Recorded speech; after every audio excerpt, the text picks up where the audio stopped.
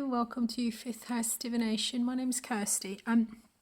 Today we're going to do a bit of an impromptu unboxing. This is a deck that I've had for a long time. I absolutely love it. It's the second deck that I bought ever, and I absolutely adore the artwork on it. I haven't used it for a little while, and certainly I think I very rarely use it on the channel. I tend to find with my older decks, I tend to use them more just for me. But I pulled it out because I wanted to use the Wheel of Fortune artwork for a video that I was doing. And yeah, and it spoke to me and it wants to do a sort of a show and tell. It is an absolutely beautiful deck, and I probably will get some sort of requests for information, so I thought I'll do the unboxing. It is such a great deck. I love it, so let's just get straight into it. So this is the it comes in a very sturdy box with it's got like a magnetic clip on it. There is a book.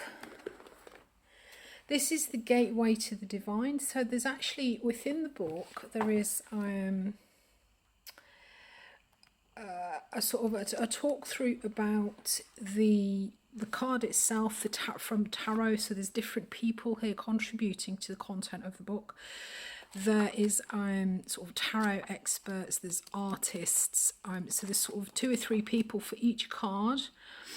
There is the artist who's done this amazing artwork, this ciromarchetti. I've got a couple of decks that he's done the artwork on, and it's just incredible. So there's him talking about his inspiration, and then there's also there's sort of tarot people in there, sort of talking about the energy and what it means and how it's been depicted. So it's quite cool. There's also at the start of the deck, which I thought was quite cute, is there's actually a story. I'm not quite too sure how to sort of explain it, but there's a story. It's not really associated with the tarot. It's not the usual tarot story that you hear about the Fool's Journey. It's a story about the discovery of the artwork, which is really quite interesting. So I mean, it's I'm guessing it's a fiction story, but yes, I quite enjoyed reading that at the time. So yes, so it comes in this really sturdy box with I mean, this book is, there's the Wheel of Fortune there. It's absolutely stunning. I love this wheel. There's a lot of astrology symbol. People who enjoy their symbols will probably get quite a bit from it. Oh, there's actually at the back, there's actually some cross references between the signs. It's actually a really good, thorough. I absolutely love it. I love the book. Anyway, so let's get into the artwork. Queen of Wands. She is fierce. Okay, so I should probably have done this a little bit. Hang on, let me see if I can drop the camera. You don't really need to see. Oh, this is very unprofessional, isn't it? Hey, what could possibly go wrong? There we go. Right, I'm not sure that that's done. Oh, hang on. Oh, do you know what? No, this could all go horribly wrong. So let's try doing it this way. Okay, so the Fool.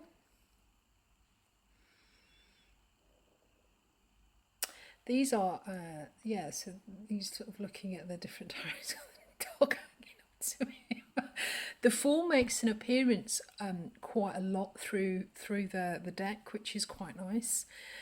This character here, you see him like turning up in various different cards on the majors. It's pretty cool.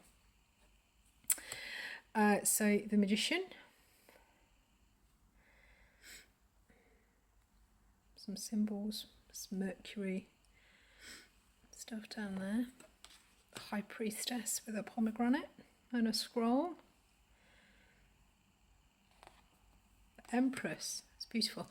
I think it's just the energy that comes off. I absolutely love the sort of the energy of these cards. They really sort of, it's like they really kind of pack a punch into a small space.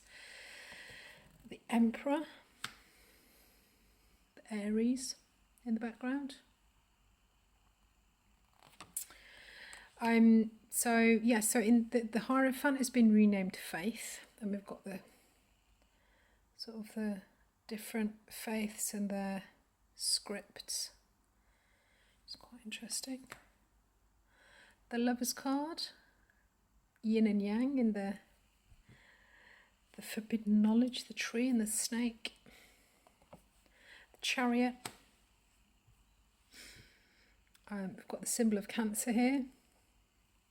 In the middle of the Chariot, we've got the moon. It's a lot of symbology. You can really sort of feel the power coming off the cards. Strength card. So she's enlightening all her beautiful little creatures around her. The first time I saw this, I thought of Mel Gibson. I don't know why. He's got the symbol of Virgo around his neck. The Wheel of Fortune. This is the one that I had it as I did a quick sort of spring video about the channel and the readings I was going to be uploading. So I wanted to use this as a centerpiece. So it's got the tarot. It's got the astrological symbols. It's got Jupiter in the background, planet of expansion. Absolutely beautiful. Love it. Not that Jupiter's associated traditionally, I don't think, with the Wheel of Fortune, although, you know, it's sort of luck, and so I don't see why not. But yes, it's got each of those. So there's Pentacle, Cup,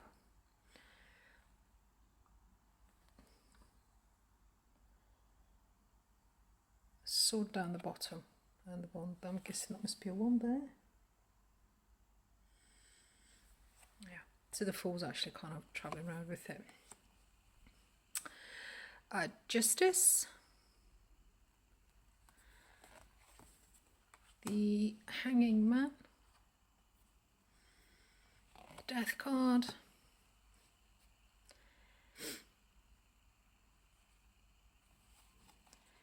Temperance.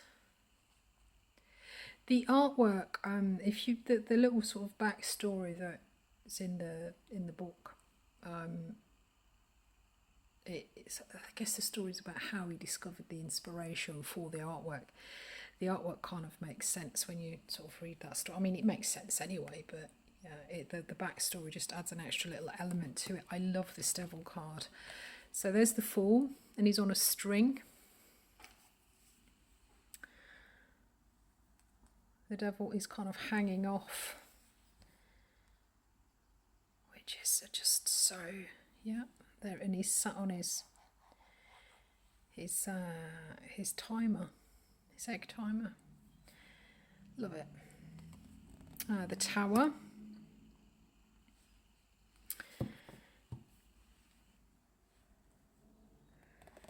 And the Star, beautiful. And there's the Tower there.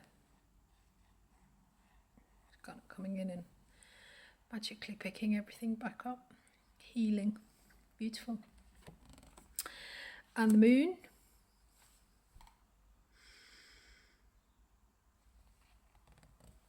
The Sun, I love this. So this is a depiction of the astrological sun with the planets revolving around it. Jupiter, Saturn. Beautiful. And then in the background we've got the scales of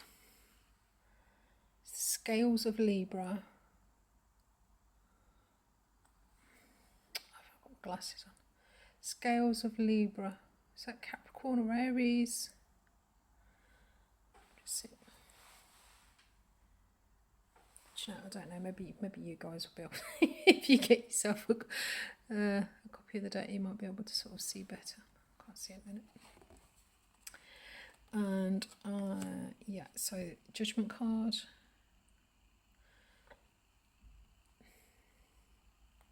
And the World. And these are sort of pictographic representations of the creatures, or the symbols rather than the astrological signs of the obviously these are the symbols of the different astrological signs. So we've got the scorpion, the scales, the lion, the crab. So that's pretty cool. So onto the wands then. The wands in this, not that you ever see them, I don't think, yeah, we do actually, we see them a little bit. The wands is associated with dragons and fire in this deck, which is pretty cool. 2 of wands. Oh. 4 of wands. Where's my 3 of wands gone? Hang on, did I? Oh no, I better not be missing one. I'm going to be very cross.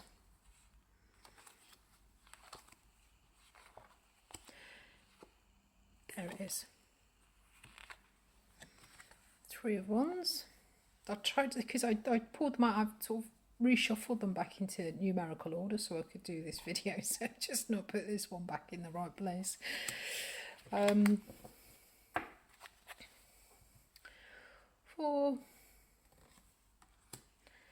5, 6. This is given as the symbol of Jupiter and Leo, so this would be Jupiter in Leo astrologically. That's pretty cool. 7, 8 of wands. Looks like an Archer, Sagittarius type energy in the background. 9 of wands, 10 of wands. Well, he's really putting in a bit of effort there, isn't he? A bit of graft. Page of wands, Knight of wands. I think that's probably the only thing that sort of I wasn't overly sure about in this deck, is the knights aren't the more traditional views of the knights is you get a person sat on the creature of some, not a horse or a creature of some description. But there's just helmets, and then there is the bird or the dragon or horses for earth energy. So it's a slightly different depiction of it, but it still sort of instills the essence of the energy. So I think with these, when I'm reading with these cards, for me they come through less as people and more about the sort of the facets of the personality, or the the kind of the situations. But yeah, very fierce Queen of Wands. I absolutely love this. Apparently the inspiration for this artwork was actually a dancer that he saw. A traditional, I can't remember the country exactly, but it was a sort of a Hispanic, so from one of the Spanish speaking countries, and it was some sort of festival, and she was doing some kind of traditional dance. So this lady was the sort of the inspiration for this card, which absolutely beautiful. Love her. She's on the box. Yeah. And there's the King of Wands.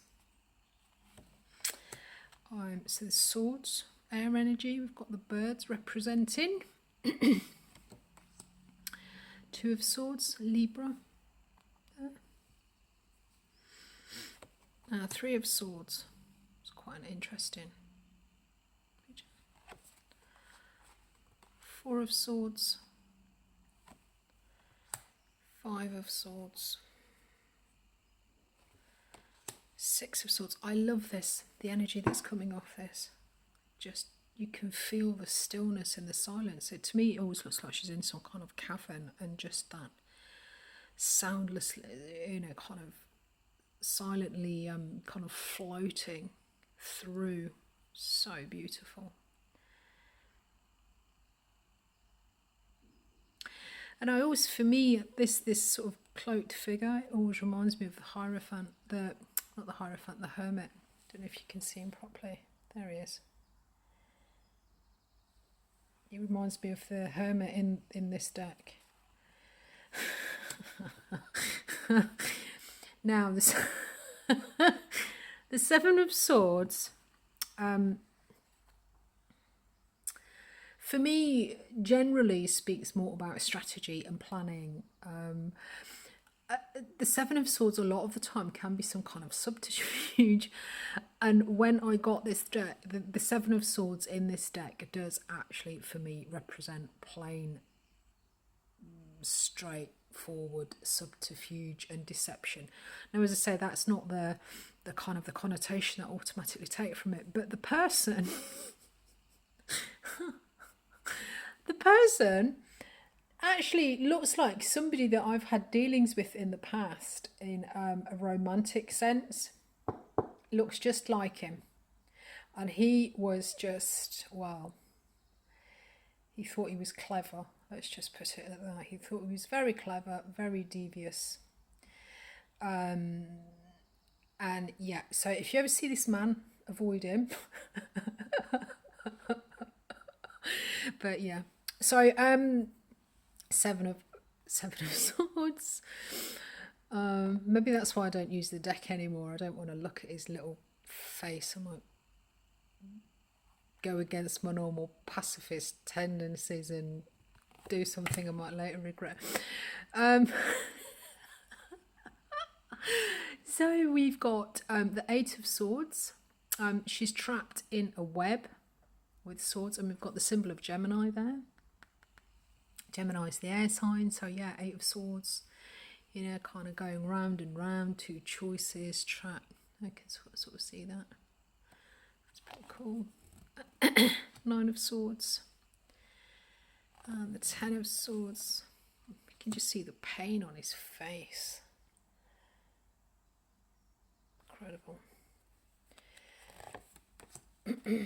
Sorry, we're at 16 minutes. I knew this one was going to take a long time. I just love this deck so much. So let's try and speed it up a little bit. Page, Queen, Knight, King, and then onto the Cups. Ace, 2. We've got a crab at the bottom. And Venus, symbol for Venus in the background. 3, 4, 5. Look at that. Wow. These fives are great. The Five of Pentacles as well, I absolutely love. You can really kind of see he's very good with facial expressions, I think, with faces. A 6, how beautiful is that? 7, 8, Pisces.